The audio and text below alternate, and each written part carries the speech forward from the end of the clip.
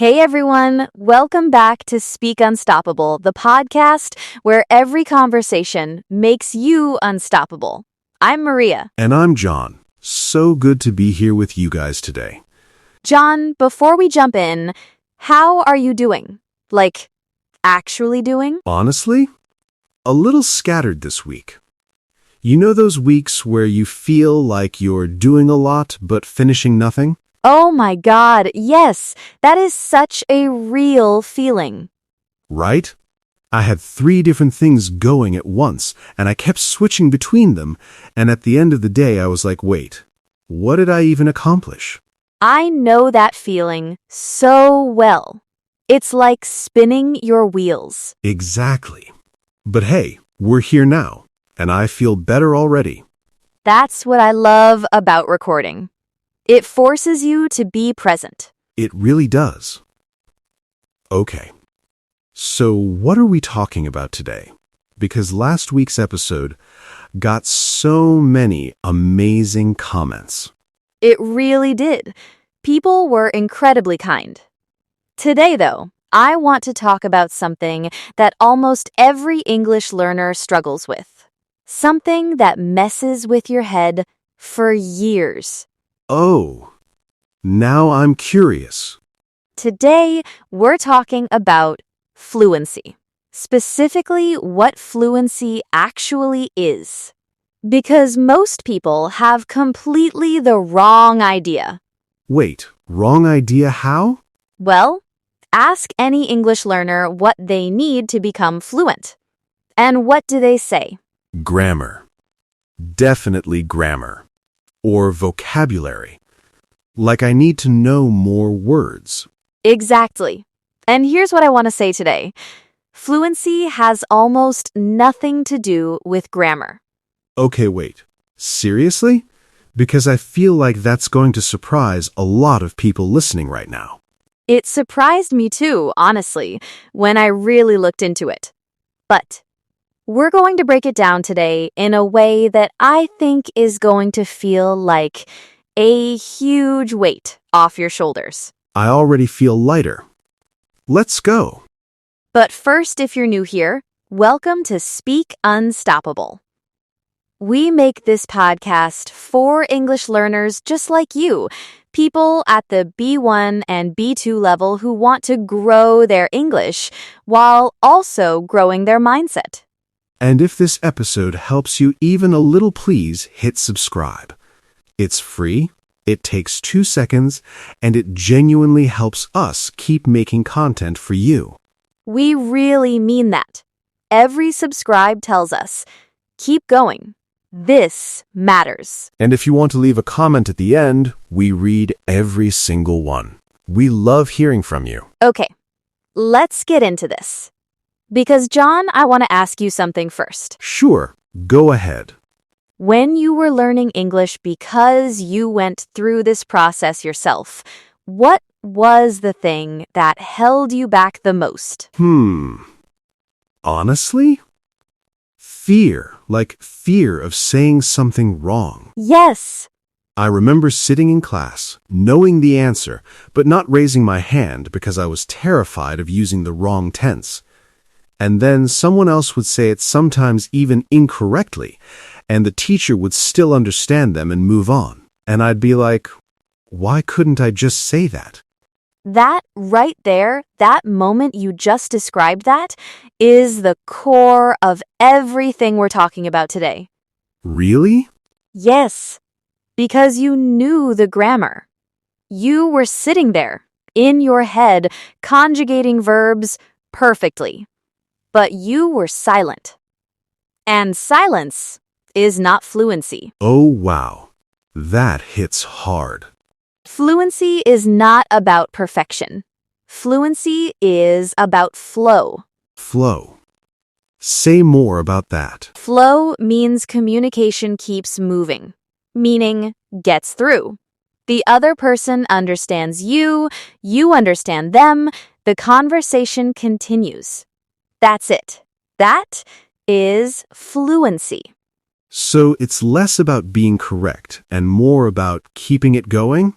Exactly. And that shift in thinking from I need to be correct to I need to keep going, that is the mindset change that actually unlocks fluency. Wow. Okay, I need a second with that. Take your time. So here's the first truth I want to share, and it's backed by real research in linguistics. Ready? Ready. The number one predictor of speaking fluency is not grammar knowledge. It's not vocabulary size. It is speaking time. The actual hours you spend speaking. Wait, so the more you speak, the more fluent you become? That sounds almost too simple. Right? It sounds obvious. But here's the thing, most learners spend 90% of their study time reading, studying rules, doing grammar exercises, and maybe 10% actually speaking. That's me.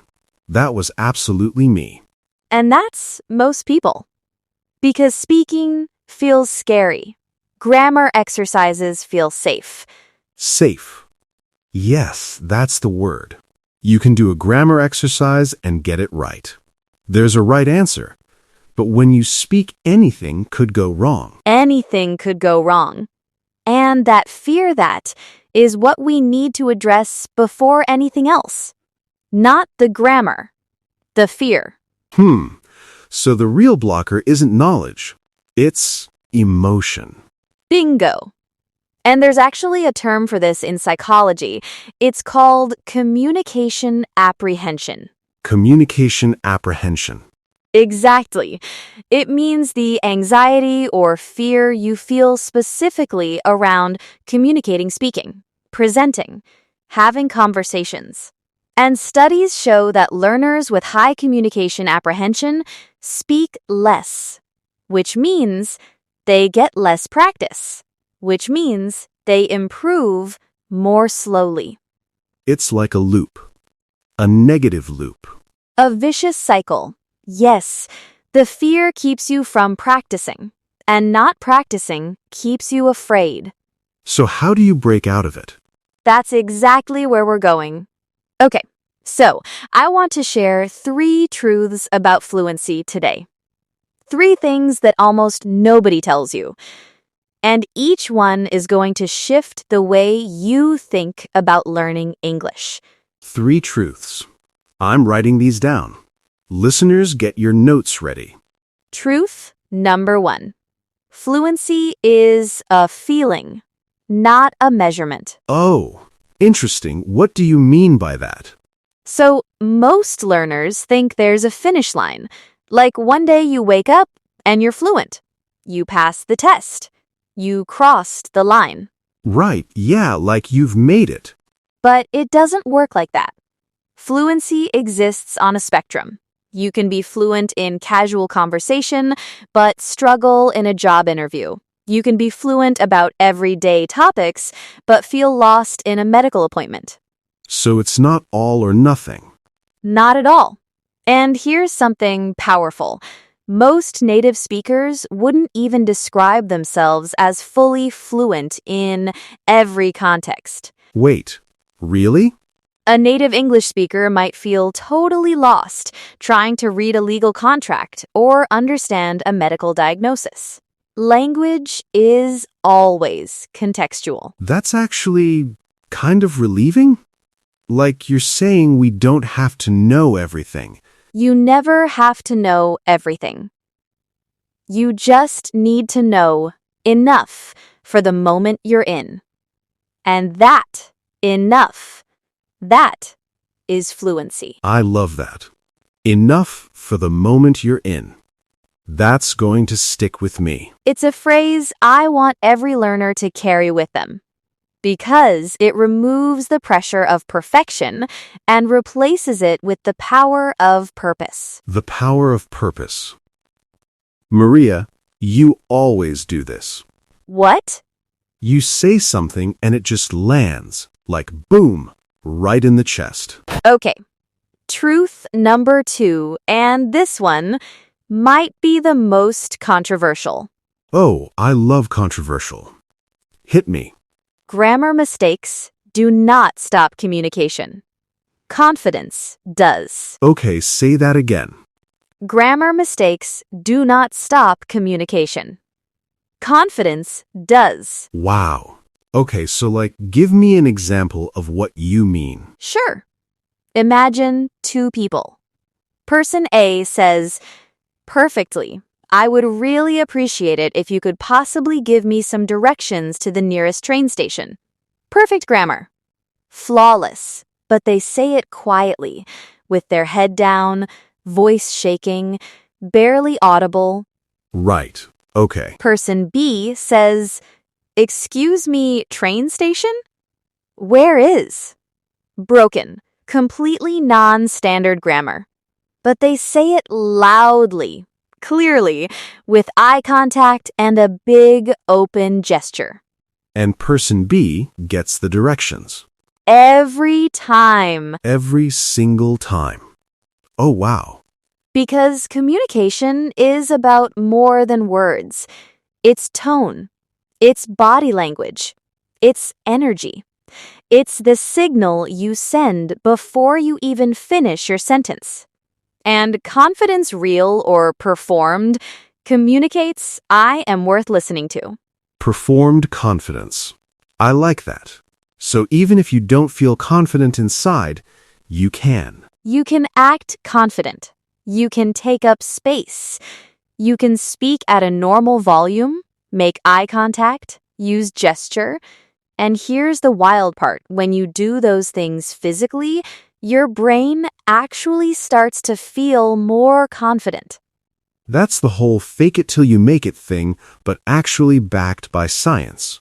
Actually backed by science. Yes, Amy Cuddy's research on body language.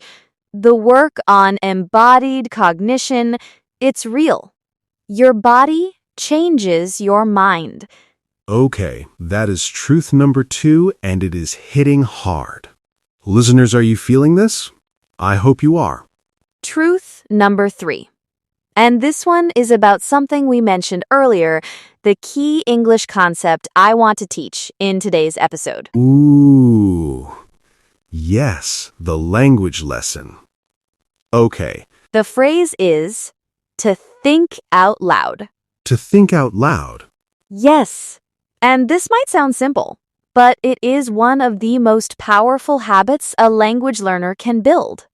To think out loud means to say your thoughts as you're forming them, not waiting until the thought is perfect in your head before you speak. Oh. So instead of building the full sentence inside and then delivering it, You start speaking and let the sentence build as you go. but doesn't that sound messy? It sounds human. It sounds like every native speaker in every real conversation. I was thinking about, the thing we talked about last week, about the project deadline, and I feel like maybe we should. Okay, yeah, I do that all the time in my first language. Everyone does. In your first language, you think out loud without even realizing it. But in English, learners freeze and wait until the full sentence is ready. And then? And then the moment passes. Exactly. The conversation moves on. And you're standing there with a perfect sentence that nobody needed anymore. Oh, that is painfully relatable. So truth number 3 is, stop waiting to be ready and start thinking out loud. Because fluency lives in the messy middle, not in the polished, prepared performance. Fluency lives in the messy middle. Okay, that is a truth I am going to be repeating for a long time. And here's the beautiful thing about thinking out loud in English, it actually accelerates your learning. Because you're connecting real emotion, real thought, real time to the language. And that's how the brain locks it in. So it's not just a communication trick, it's a learning strategy. One of the best ones there is, okay, I want to share 2 stories. Real people. Real transformations. Because I think sometimes facts are not enough. You need to see it in a face, in a life. Yes, stories are everything. The first person, let's call her Sophia. She'd been studying English for 6 years. 6 years. Grammar books, vocabulary apps, online courses. She could score well on written tests. But the moment she had to speak, she froze. She told me once, I know the words. They live here. And she pointed to her head. But they don't come out here. And she pointed to her mouth. Oh, that image is so real. So real. And what changed for Sophia wasn't a new grammar course. It was a simple practice. She started a voice memo habit. Every morning, she recorded herself for 2 minutes just talking. About her day, about what she was thinking, about anything. No script, no preparation. Just thinking out loud. Just thinking out loud. And after 3 months, she listened back to her first recording versus her most recent one. And she cried. Because the difference was not in her grammar, it was in her confidence, her rhythm, her willingness to keep going even when she stumbled. That's so beautiful. And so simple. A voice memo. 2 minutes a day. That's all. That's the second story? No, the second story is different. This one is about a guy, I'll call him Marco. He was the opposite of Sophia. Very confident, very social, loved talking. But he kept saying, I need to fix my grammar before I go for that job interview. I'm not ready. Oh no. I already see where this is going. He waited 8 months. 8 months of I'm not ready, studying grammar rules, taking notes, telling himself next month. Next month. And then? Then a friend of his same level, similar background, got that job. Without waiting. Without being perfect. Just applied, showed up, communicated, got the job. Oof. And Marco told me that was the day I realized waiting for perfect was actually choosing to stay stuck. Waiting for perfect is choosing to stay stuck. It's a hard truth, but it's a true one. Yeah, it really is. Okay, and now I want to speak directly to you. You, listening to this right now. Maybe on your commute, maybe at the gym, maybe lying in bed. Wherever you are, this next part is for you. Yes, listen closely.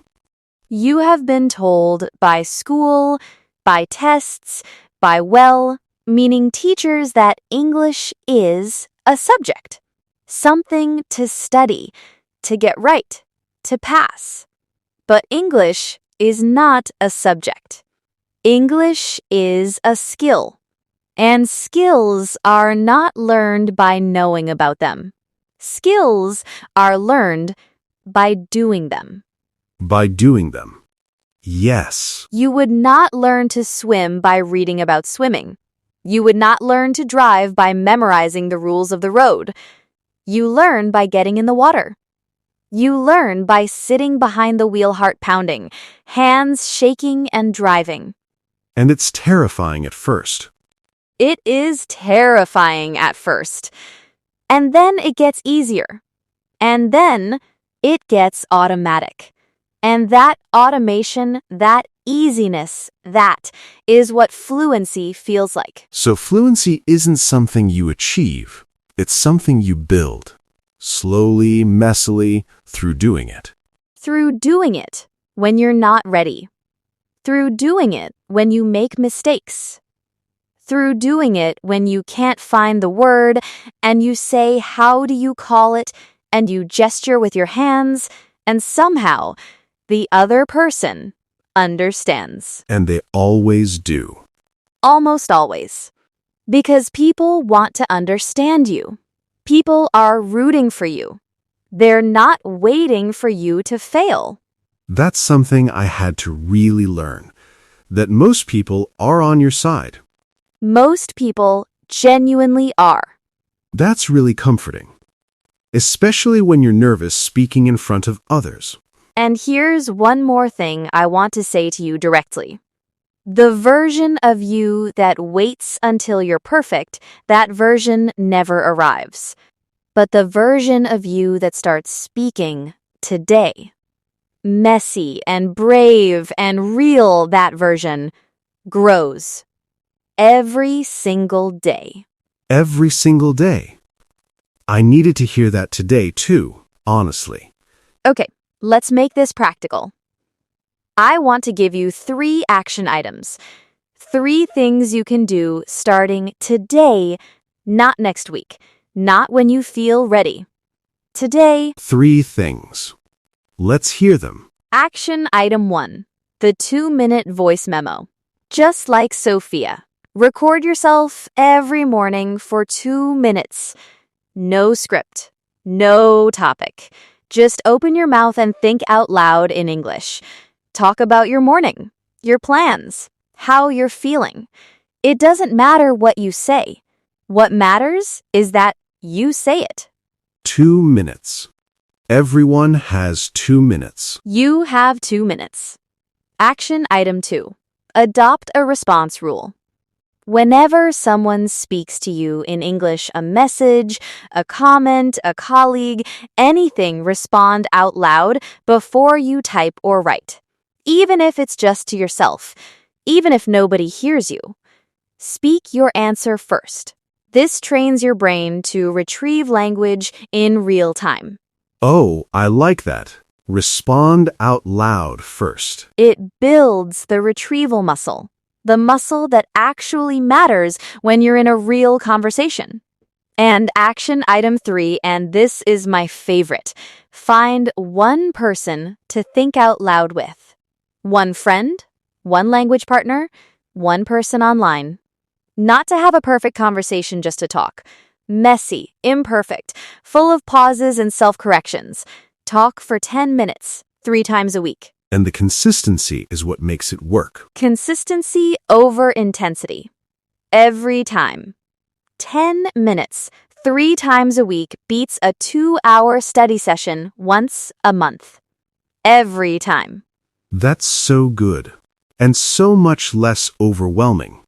Exactly. Sustainable beats perfect. Always. Okay, let's do a quick review because I want to make sure these ideas stick. Yes. Hit me with the recap. So today we talked about the real truth about English fluency. And the big idea is this. Fluency is not about grammar. It's not about having a perfect vocabulary. It is about communication that flows. Communication that flows.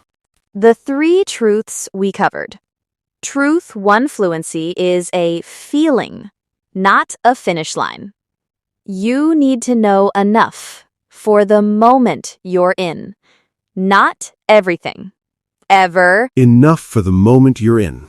Love it. Truth 2 grammar mistakes don't stop communication. Confidence does. Show up bold, take up space, and people will understand you. Even with imperfect grammar. Especially with imperfect grammar and real confidence. Yes. And truth 3, start thinking out loud. Don't wait for the perfect sentence. Let the sentence grow as you speak. That is how real fluency develops. And the English phrase today, to think out loud. I want to use it in a sentence. Every morning, I practice thinking out loud in English for 2 minutes. Perfect. And one more time, think out loud means letting your thoughts come out as you form them, not waiting until everything is ready. Use it. Practice it. Make it your new habit. Make it your new habit. I love it. And the 3 action items, voice memo in the morning, respond out loud before you write, and find one person to think out loud with. 3 times a week. 3 simple things. No grammar textbook required. No grammar textbook required. All right, we are coming up to the end of today's episode. And honestly, John, Honestly, this one felt important. Like genuinely important. I feel that way too. Because I think so many learners are working so hard in the wrong direction. And they deserve to know the truth. They really do. All that time spent on grammar drills when what they needed was just to speak more. To be braver. To be braver. That's exactly it. And bravery is a practice. You get braver by doing the thing that scares you over and over until it doesn't scare you anymore. Until it becomes automatic. Until it becomes you. Until it becomes you. I love that. Okay, before we go, the comment question. Yes, here it is. What is the moment that held you back the most in your English journey? Was it grammar fear, vocabulary gaps, confidence, or something else entirely? Tell us in the comments. We want to know. Because your story might be exactly what another listener needs to hear today. And if this episode resonated with you, share it. Send it to one person who is learning English.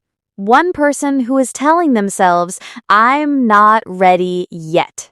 Send this episode to them. Tell them, you are ready enough. Start now. Start now. I love that so much. Thank you for being here with us today. This is Speak Unstoppable. And remember, every conversation makes you unstoppable. We'll see you next time. Take care, everyone. Take care.